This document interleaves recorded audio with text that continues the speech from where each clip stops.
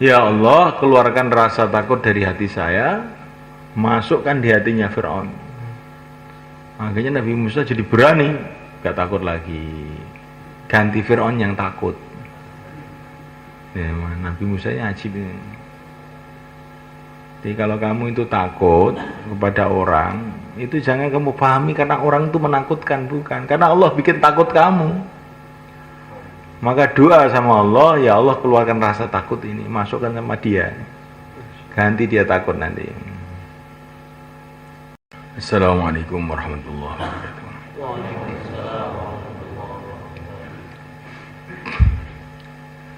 Innal hamdalillah nasta'inuhu wa nastaghfiruh wa nu'minu bihi wa natawakkalu alayhi wa na'udzu bihi min shururi anfusina min sayyiati a'malina. Man yahdihillahu fala mudilla lahu wa man yudlil fala hadiya lahu. Asyhadu an la ilaha illallah wahdahu la syarika lahu wa asyhadu anna sayyidana wa maulana habibana Muhammadan abduhu wa rasuluh. Allahumma salli wa sallim wa barik alaihi wa ala alihi wa ashabihi wattabi'ina lahum ila yaumil qiyamah, amma ba'd. Faqad qala ta'ala fi kitabihil karim, innal ladhina qalu rabbuna Allahu thumma istaqamu tatanazzalu alaihimul malaikatu alla takhafu wa la tahzanu wa abshiru bil jannati allati kuntum tu'adun. Nahnu awliya'ukum fil hayatid dunya wa fil akhirah wa lakum fiha ma tashtahi anfusukum wa lakum fiha ma tad'un nuzulan min ghafurir rahim. Wa man ahsanu qalan mimman da'a ila Allah wa 'amila shalihan wa qala innani minal muslimin. Hadirin dimulakan, perkara yang terpenting untuk kehidupan kita dunia akhirat adalah keyakinan yang benar. Kalau untuk keyakinannya benar, pikirannya akhirnya benar. Kalau pikirannya benar, amalannya jadi benar. Maka kita ini sekarang itu usaha pertama kali itu meluruskan keyakinan.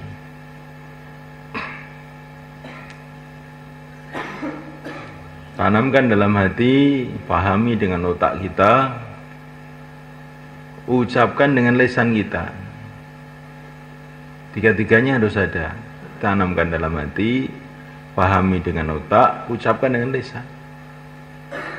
Tambah lagi, dengarkan dengan telinga kita. Bahwasanya di dunia ini dan di akhirat dan di mana saja yang berkuasa itu hanya Allah. Yang menentukan segalanya hanya Allah. Tidak ada satu butir pasir pun di alam semesta ini yang ada tanpa Allah. Tidak ada setetes air pun jatuh kecuali dengan ketentuan Allah. Tidak ada mata berkedip, matanya kita, matanya anak kita, matanya istri kita, matanya manusia semua, matanya jin, matanya malaikat, matanya binatang, kecuali semua dengan ketentuan Allah. Tidak ada jantung berdenyut kecuali dengan kudrat dan iradat Allah. Tidak ada orang marah kecuali dengan Allah. Tidak ada orang suka kecuali dengan Allah suka. Tidak ada orang yang dapat hidayat kecuali dengan keputusan Allah. Tidak ada orang yang sesat kecuali bila dia ini dilempar oleh Allah.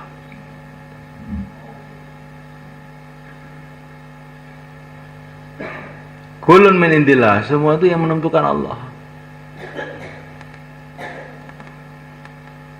Kita duduk di sini, ini bukan hanya mau kita, ya kita mau memang, tapi kemauan kita itu yang naruh itu Allah. Wa ma tasya'una illa ayyasha Allah. Kamu tidak bisa berkehendak kecuali dengan kehendak Allah. Jadi kita ini tidak bisa mau kecuali kalau dimaukan oleh Allah. Ya tidak bisa menolak kecuali bila ditolakkan oleh Allah. Ya kalau orang sudah punya keyakinan yang benar, baru berpikir benar. Akhirnya semangatnya hanya satu saja, semangat untuk taat pada Allah, cari ridha Allah. Kalau pikirannya sudah benar, akhirnya amalannya benar, amalannya dalam jalan yang diridhoi oleh Allah.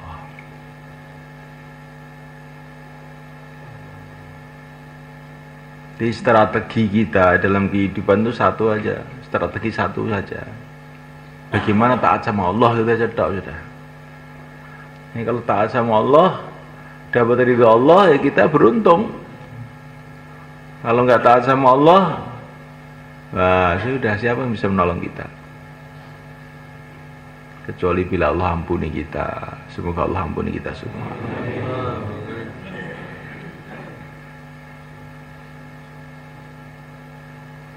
Maka hari-hari kita bicara masalah iman, hari-hari musyawarah, kita latih hidup itu taat amir. Karena barang siapa taat sama amir, berarti taat kepada Nabi. Kalau taat sama Nabi, berarti taat sama Allah. Di semangat kita ini semangat taat.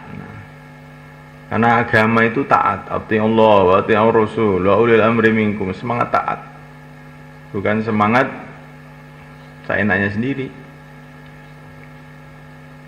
Tapi taatnya ini yang ditaati siapa? Bukan taat sama orang, taat sama Allah. Kalau kita taat sama amir itu karena ini aturan Allah, bukan karena dia enggak menciptakan saya. Tidak ikut apa-apa, kok taat sama orang itu apa? Tapi karena ini perintah Allah ya kita taat. Kita memuliakan orang tua karena apa ya? Karena perintah Allah. Kalau orang tua sendiri itu sebetulnya nggak ikut apa-apa, hanya digerakkan oleh Allah untuk menyayangi anaknya. Yang menyayangi kita itu Allah, bukan orang tua sebetulnya. Kamu lihat di rumah sakit Madiun itu, banyak bayi-bayi itu dibuang di kamar mandi. Kenapa ini orang kok dibuang, gimana itu? Karena oleh Allah tuh dalam hatinya nggak dikasih sayang sama anaknya itu, maka anaknya itu dibuang. Jadi ayah kita, ibu kita sayang sama kita ini sebetulnya karena Allah meletakkan kasih sayang itu dalam hatinya. Yang sayang itu Allah. Maka jangan gara-gara orang tua kita lupa sama Allah. Nanti kalau Allah rubah, orang tua benci sama kita, wah repot itu ya. Istri kita sayang sama kita, itu karena dibikin sayang sama Allah itu. Jangan gara-gara istri terus nggak keluar. Oh, nanti kalau istrinya lari baru kapok kamu nanti.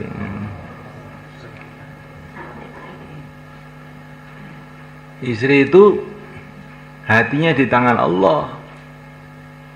Kalau Allah jadikan dia senang ya senang, Allah jadikan benci ya benci. Maka jangan sampai bencinya orang atau senangnya orang membuat kita lupa kepada Allah, membuat kita lupa pada perintah Allah. Kalau disuwenengi orang ya ingat sama Allah, dibenci orang ya ingat sama Allah. Ini namanya berpikir yang benar. Kalau kita punya keyakinan yang benar, keyakinan yang benar, akhirnya pikiran benar, nah ini sikap kita ini benar. Ya kalau yakinnya nggak benar, nanti istri bikin lupa sama Allah, anak bikin lupa sama Allah, ada orang marah. Kenapa kamu kok berhenti dakwah? Orang-orang pada marah, Nah yang bikin marah itu Allah, kok malah kamu meninggalkan perintah Allah. Kalaupun seluruh dunia marah, terus taat sama Allah.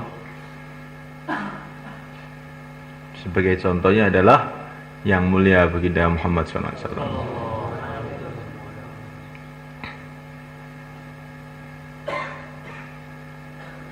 Di Mekah semua orang marah, 1-2 aja yang tidak marah ketika Rasulullah dakwah.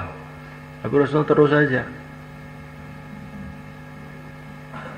Akhirnya semua orang Mekah senang. Jadi sahabat-sahabat beliau, di pembela-pembela beliau siap mati untuk beliau. Insyaallah mulai kan kita belajar begitu. Pandang semua itu dari Allah, sehingga tidak melupakan kita kepada Allah.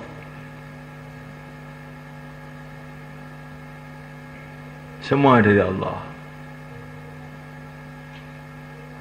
Maka semuanya semua taat. Akhirnya istiqomah. Taat istiqomah, akhirnya pertolongan akan datang kepada kita. Innal ladzina qalu rabbuna Allah tsumma istaqamu wala khaufun 'alaihim wala hum yahzanun. Ini ada orang kemarin bilang sama saya, "Gimana? Mahalah kamu?" Wah, sekarang pada berhenti semua, Pak. Kenapa? Pecah hati. Nah, kenapa kok pecah hati? Ya itu pada kengejosen akhirnya pecah hati. Nah, sekarang bagaimana? Itu karkonya 70 berhenti semua, Pak. Talim nggak ada, nggak ada. Nah, terus kamu bagaimana?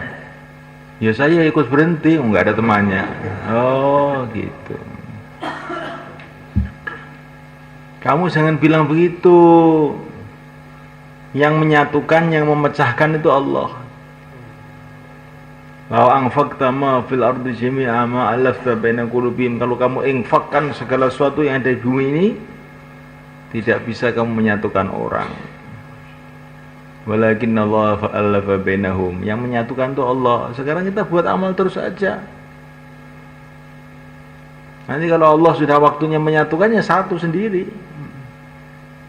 Kita sudah amal aja terus, talim jalan terus, keluar jalan terus, doa terus. Itu pengalaman nanti lama-lama yang pecah-pecah itu nanti jadi utuh lagi. Allah kuasa kok. Kayak tulang pecah itu nanti kalau sudah waktunya sambung lagi itu nanti. Insyaallah mulai kan? Pokoknya keadaan apa saja, keadaan perang, keadaan damai, keadaan marah, keadaan senang, keadaan apa saja, terus taat sama Allah, akhirnya kita sukses.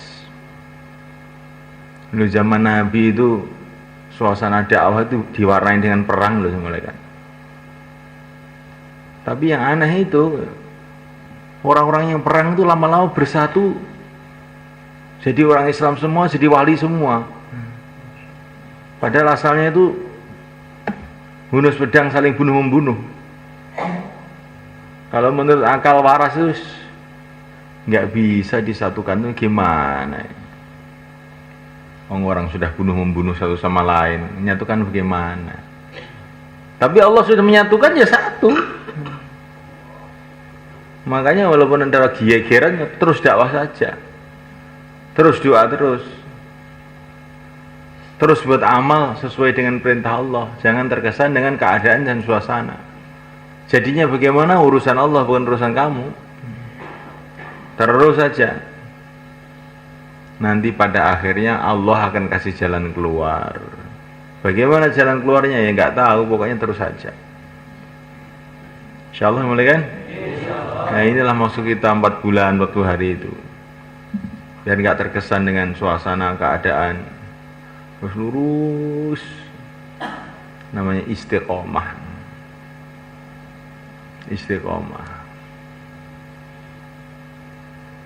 Makanya ini latihan memandang semua dari Allah tuh. Maka saya lihat dulu itu kalau ngirim jamaah itu ke satu tempat diusir, suruh balik lagi. diusir, suruh balik lagi, diusir, sampai balik, sampai ada jalan keluar. Saya lihat itu dulu ngirim jamaah begitu. Pernah satu jamaah dikirim Syekh Ilyas, dekat saja, dekat markas di Delhi, di Masjid Jamek. Diusir sama tamar masjidnya. Laporan sama Syekh Ilyas, tuargib lagi. Kamu sabar, doa, balik. Balik diusir lagi. Kirim lagi, diusir lagi, kirim lagi, sampai akhirnya beberapa kali jamaah ini sudah putus asa. Maka mereka malam hari kembali ke markas, musyawarah sendiri. Pokoknya kita nanti habis sholat isya pulang aja. Jangan pamit sama Syekh Ilyas. Nanti kalau pamit ditarik lagi, suruh berangkat lagi kita. Sudah nggak mampu lah kita ini. Ya sudah, tapi anulah, istirahat dulu, capek sudah kita ini. Mereka sudah mufakat, nanti habis isya pokoknya habis istirahat pulang, nggak usah pamit. Nah, tapi ketika jamaah ini tidur, satu orang itu mimpi jumpa sahabat. Nah, saya ini sahabatnya Rasulullah, kamu tuh baru diusir begitu aja kok sudah putus asa. Kami dulu tuh dipentungi, lempari batu nggak putus asa. Kamu baru diusir begitu aja kok putus asa. Hanya bangun tidur cerita sama temannya, saya ngimpi ketemu sahabat. Saya dicaci-caci katanya gitu aja kok putus asa. Lu saya ngimpi sama begitu. Nah, ternyata satu jamaah mimpi bareng sama. Terus gimana ini? Kita berangkat lagi loh gitu. Gua angkat lagi ke Masjid Jamek itu. Ternyata takmirnya itu sudah jemput di depan. Maka jamaah ini khawatir, itu sudah di depan tuh mau diusir lagi. Ternyata tidak, dipersilakan, silakan. Malah sudah disiapkan makan lagi sama takmirnya itu. Maka jamaah itu heran. Ada apa ini kok tahu-tahu kita diterima? Kita kan sudah diusir beberapa kali di sini. Nanti habis makan saya kasih cerita. Tadi malam itu saya ngimpi jumpa Rasulullah. Saya dimarahi. Kenapa jamaah saya kamu usir? Itu. Saya ketakutan ini. Pokoknya kamu akan saya terima sebaik-baiknya di sini. Kalau Allah tuh ingin menyelesaikan itu nggak usah repot-repot. Ya. Allah punya sejuta jalan untuk menyelesaikan. Dikasih mimpi itu sudah bingung semua. Tapi kalau Allah mungkin masalah juga mudah saja. Ini Nabi Yusuf gara-gara mimpi diusir oleh saudaranya, masukkan sumur, ini gara-gara mimpi aja. Jadi kalau Allah ingin menyelesaikan masalah itu mudah. Tapi kalau Allah ingin bikin masalah juga mudah semua bagi Allah. Maka jangan sampai masalah itu membuat kita lupa kepada Allah.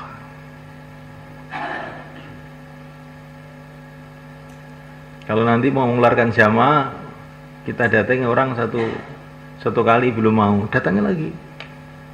Oh itu sudah tidak mau. Iya, tidak mau itu kan kemarin. Kalau Allah sekarang merubah hatinya, siapa tahu. Datangin jalan lagi. Latihan iman ini sudah. Tawakal aja. Diajak keluar lagi, nggak mau datangin lagi. Sampai diputus oleh musyawarah, dah kita ganti orang. Kalau belum diputus musyawarah ganti orang, datang lagi aja. Berani nggak begitu nanti? Nanti kalau orangnya marah bagaimana Pak? Ya sabar toh. Sabar, dapat pahala sabar. Sabar itu pahalanya tidak ada hitungannya. Kalau kamu dimarahi sabar.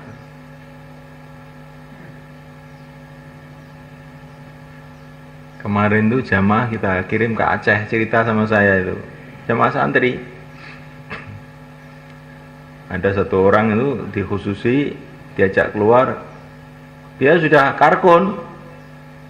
Sudah pernah keluar, nggak mau keluar, malah marah-marah ya. Kamu nggak usah datang sini, saya ini repot sekarang ini. Datang orang nggak tahu urusan orang. Akhirnya jamaah ini bingung ini gimana ini. Dan orang-orang itu teman-teman dakwah di situ sudah tahu semua. Orang itu paling sulit itu orang itu. Akhirnya jamaah ini baca Yasin 41 kali malam. Enggak tidurnya sedikit. Besok datangi lagi, baru didatangi, saya sudah mau keluar sekarang, langsung berangkat. Gimana itu? Kemarin nggak mau marah-marah, kok sekarang nggak usah ditarget langsung berangkat, gimana? Akhirnya jamaah ini paham bahwa hati manusia di tangan Allah. Jadi kalau baru sekali usuli terus kapok, nggak datang lagi kita, nanti kita ini pengalamannya jadi sedikit. Hanya pengalaman dakwah saja, belum punya pengalaman nusratullah. Jadi kalau kita sabar, terus lagi, lama-lama nanti dapat pengalaman macam-macam. Dakwah terus, doa terus, sesuai dengan musyawarah. Kenapa kamu sedih? Dakwah itu yang gembira, itu kalau sedih nanti orang nggak mau keluar ini. Kalau itu gembira, dapat amalnya Rasulullah, senang gitu. Fabidzalika falyafrahu. Jangan dakwah sedih begitu, nanti menyedihkan nanti lama-lama. Ngantuk Pak, itu bikin umat ngantuk ini akhirnya nanti.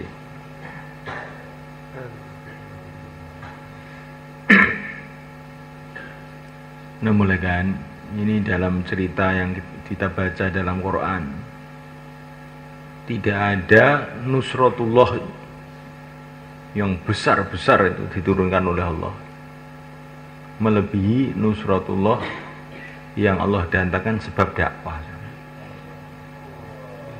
Nusratullah besar-besar, Fir'aun hancur, Qarun hancur, ya, Persia hancur, Romawi hancur. Itu sebabnya itu dakwah sebenarnya. Dakwah ini kekuatannya melebihi bom nuklir semuanya kan. Tapi pakai syarat, yang dakwah itu harus ikhlas semata-mata karena Allah, dengan tertib yang benar.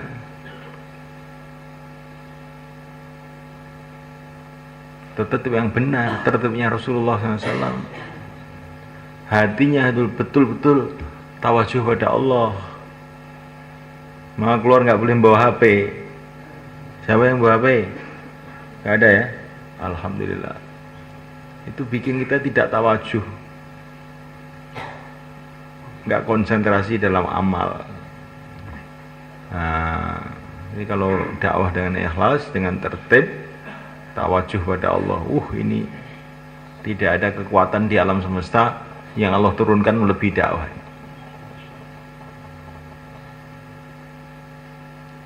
Dan telah dibuktikan oleh para nabi, kemudian diteruskan para sahabat dan pejuang-pejuang setelah itu. Bukan hanya para nabi saja yang punya pengalaman dapat nusratullah dengan dakwah ini, para sahabat juga. Itu Persia Romawi itu ambruk itu di tangan para sahabat, bukan di tangan Rasulullah alaihi salatu wassalam, tangan para sahabat. Ketika para sahabat meneruskan kerja Rasulullah, akhirnya dapat nusratullah juga. Insyaallah mulai kan? Bukan itu saja, ulama-ulama, aulia-aulia, pejuang-pejuang setelah itu. Sampai sekarang, coba kita renungi Syekh Muhammad Ilyas Nidhamuddin itu. Siapa yang pernah ke Nidhamuddin? Coba, angkat tangan. Ya, Nidhamuddin. Kamu lihat Nidhamuddin itu. Masjid kecil begitu. Zaman saya lihat itu masjidnya kecil, sekarang sudah besar. Dari masjid semacam itu di negara yang miskin seperti itu, kok bisa menggerakkan orang kemana-mana di seluruh dunia itu. Nah, coba, apakah ini tidak nusratullah? Di Indonesia itu orang Nizamudin itu punya apa? Punya sawah, punya ladang, punya menteri, punya kedutaan, nggak punya apa-apa. Ini kok bisa menggerakkan orang, termasuk kita ini digerakkan sama mereka itu. Bukan di Indonesia saja, di Amerika, di Eropa, di Jepang, di mana-mana seluruh dunia.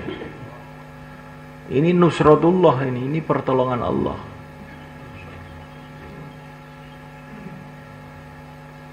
Ya, sekalian. Kalau kita tidak renungi kayak biasa. Tapi kalau kita renungi itu luar biasa sebetulnya. Termasuk kamu kok mau keluar 40 hari kemana-mana, ada yang 4 bulan, tinggalkan keluarga, tinggalkan anak, tinggalkan istri. Kok ya mau tuh kamu itu? Kamu itu bukan mau, dimaukan sama Allah. Karena ada nusratullah datang. Asbabnya mujahadahnya orang-orang sebelum kita, tahu-tahu kita 4 bulan. 4 bulan bukan digaji, malah mengeluarkan uang. Nah kok mau? Nah ya ini termasuk barang si aneh sebetulnya. Kerja aneh. Setelah 4 bulan duitnya habis, keluar lagi 4 bulan lagi. Pak Sobirin itu keluar aja 4 bulan. Kok bisa mau gitu loh. Nah ini namanya nusratullah.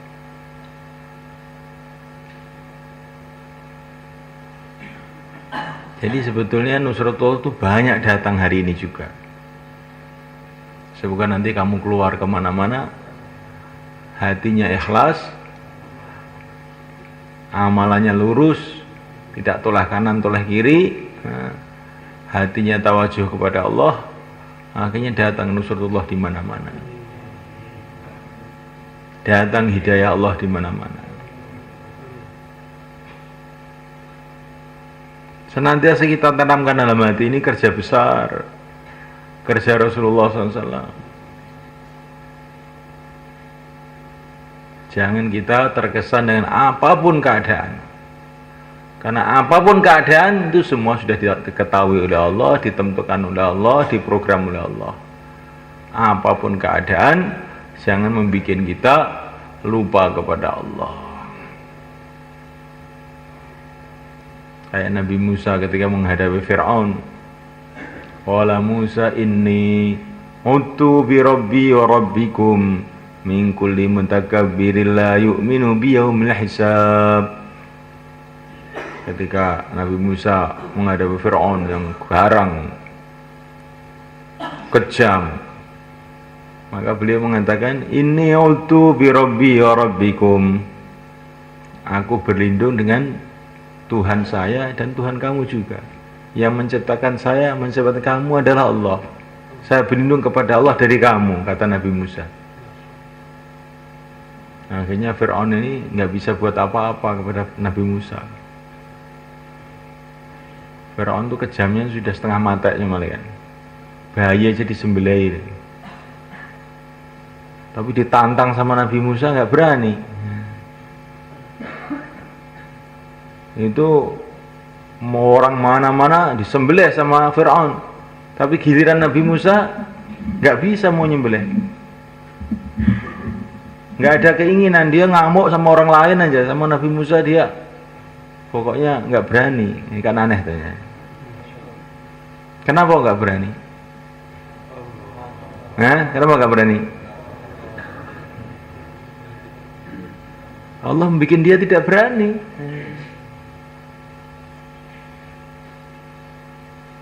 Kalau Allah membuat dia berani, jadi berani. Allah membuat dia tidak berani, tidak berani. Asbabnya Nabi Musa itu doa, ya Allah, hati saya ini kok takut sama Fir'aun ini.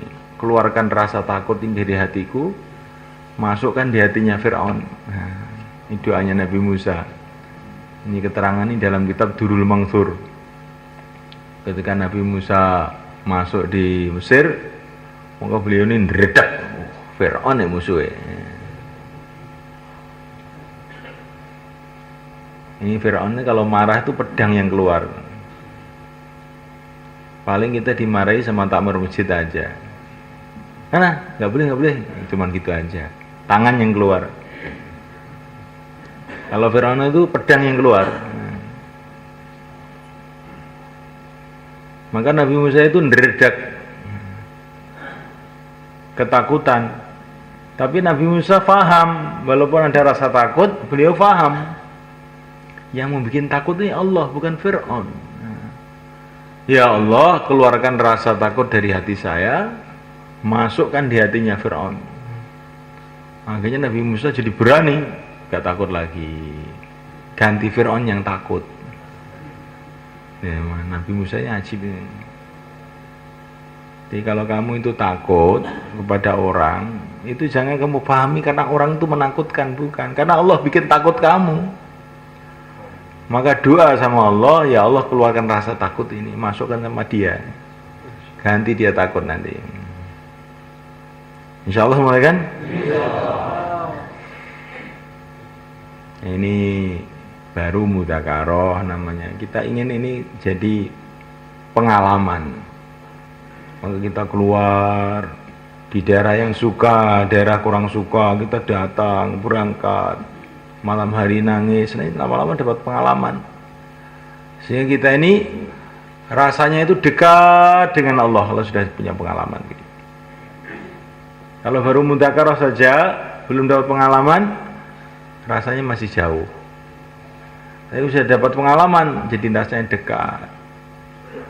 Kalau ada masalah apa-apa, saya punya Allah kok. Nah gitu. Itu berarti hati sudah merasa dekat pada Allah. Jadi kalau ada masalah apa-apa bingung, gimana ini, kok kayak begini? Nah ini berarti hatinya jauh dari Allah. Ini yang bahaya ini.